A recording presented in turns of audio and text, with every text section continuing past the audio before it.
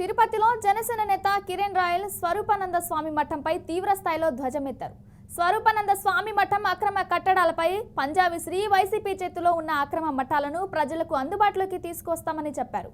వైసీపీకి హయాంలో టూరిజం శాఖ టికెట్ల దోపిడీ, దొంగ లైసెన్సులతో వ్యాపారం చేసుకున్న వారిని, అలాగే జనసేన తదేపా పేరుతో వ్యాపారం చేసుకుంటున్న వైకాపా నాయకులను వదిలిపెట్టలేదని మండిపడ్డారు.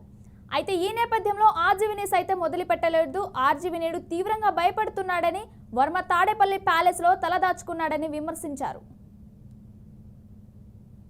వర్మ ఆర్జీవీ ఎవరికి భయపడ్డాడు అంటాడే కానీ బాగా భయపడ్డాడు, టన్నుల కొద్ది భయపడ్డాడు.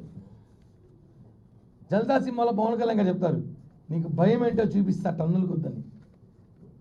అంటే మాఫియాలతో సినిమాలు తీసేసి, మాఫియా నాయకులను పెట్టి సినిమా స్టోరీలు పెట్టేసి మాకు మాఫియాలే భయపడినారు అంటే మాకెందుకు భయపడ్డాడు? చాలా భయపడ్డాడు, నిజంగా భయపడ్డాడు.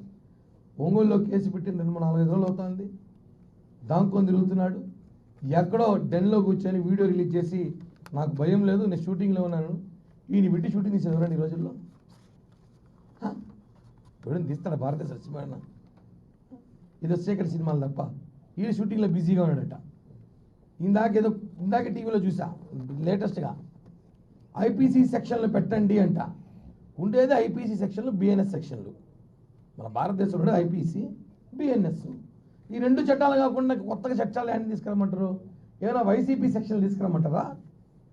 మీ వైసీపీ సెక్షన్లు పెట్టారు గత ప్రభుత్వంలో అందరి మీద. లేదా వర్మ సెక్షన్లు ఏమైనా ఉన్నాయా? చీకటి సెక్షన్లు ఏమైనా తీసుకురావాలా? రాంగోపాల్ వర్మ నేను ఎవరికి భయపడని చెప్పి బాగా భయపడి దాముకున్నాడు.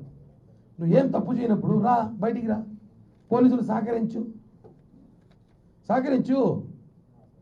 నాకు భయం లేదు, నేను ఎవరికి భయపడను అన్నాడు. ఈరోజు ఎక్కడున్నావు?